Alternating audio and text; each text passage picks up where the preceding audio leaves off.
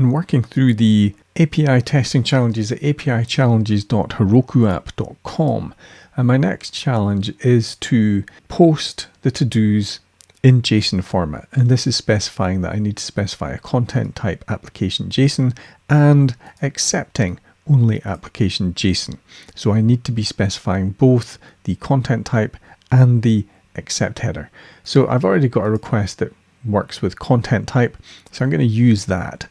But I need to switch this back into JSON. This is currently invalid now because it's XML. And so I'll go on to to-dos and ask for the to-dos in JSON format. Then I'll copy one of these. Remember, anytime I'm doing a create and I'm doing it by hand like this, I'll typically first of all get information in the format that I want, and then I will use that to create the request. So I'm creating a to-do. I don't put in the ID because that's automatically generated.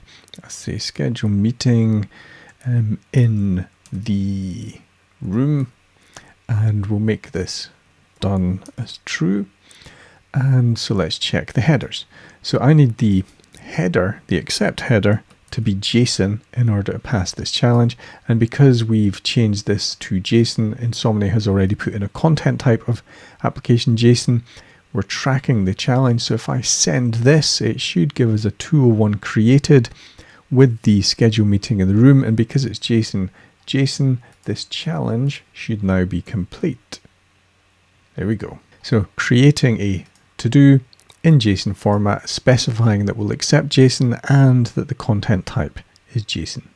If you want to work through the challenges yourself, you can find all the information you need at eviltester.com/API challenges. Make sure you subscribe to the YouTube channel so that you're kept up to date with any of the videos we release showing API challenges or APIs in general or testing in general. We have a lot of content here. Subscribe to the channel and hopefully I'll see you in the next video.